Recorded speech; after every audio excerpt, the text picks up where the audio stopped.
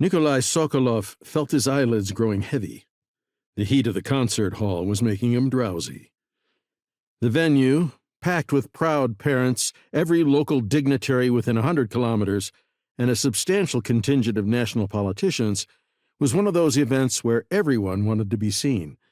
This grand opening of a cultural hub in one of the smaller provinces was the third such event he'd attended in as many months. It looked as if his national strategy to re-engage with citizens and their local communities was working brilliantly. But only if he managed to stay awake. Nikolai sat up straighter in his seat, filled his lungs with stale air, and refocused his attention on the stage. All it would take is one citizen with a mobile phone to snap a picture of the President of the Russian Federation dozing at the grand opening of the Saransk United People's Center for the Arts to screw up what was thus far a public relations coup. On the stage, a gaggle of children dressed in brightly colored tunics and loose Cossack-style trousers finished their dance. The audience erupted in applause. The beaming children lined up along the edge of the stage, joined hands, and bowed together. The audience stood and roared approval, so Nikolai got to his feet as well.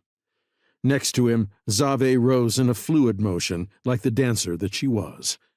Her hair cascaded down her back in auburn waves, and she smiled broadly as she clapped. Nikolai leaned close.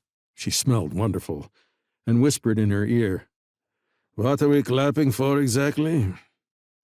Instead of answering him, she slid her hand down his back and stepped close to him. He could feel the sinewy tautness of her body molding to his. Zave rested her head on his shoulder. Nikolai could almost feel the photographs being taken, sense the headlines being written on websites all over the country. Our bachelor president has a special friend. Are there wedding bells for Nikolai? He smiled and put his arm around her waist, drawing her closer. He'd known Yelizaveta Koroleva only 6 months, but she was a perfect match.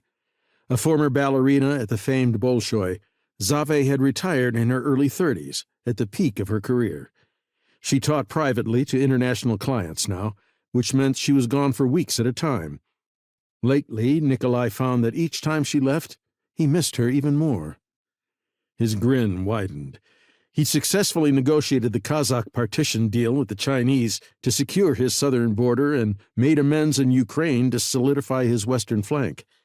Domestically, his plan to embrace the dozens of ethnic minority enclaves all over the Federation reduced internal divisions and built trust in the federal government. His federal government. In the coming months and years, that public trust would allow him to make the reforms necessary to pull Russia into the modern world. He surveyed the jubilant crowd. Mordovia, once a harsh penal colony, was now the home of a brand-new Center for the Arts, celebrating the very people that Moscow once considered enemies of the state. His smile widened as he slid his hand over the curve of Zave's hip. The hard-right minority factions in the Duma were agitating again. They were always yammering about something. But they were on their back foot, and they knew it. In the upcoming elections, they would get their 20% of the seats in the Duma, and things would return to normal again. Unless he did something to change that dynamic, he thought. A wedding announcement close to the fall elections might be an excellent way to draw the attention of the public away from the pettiness of politics.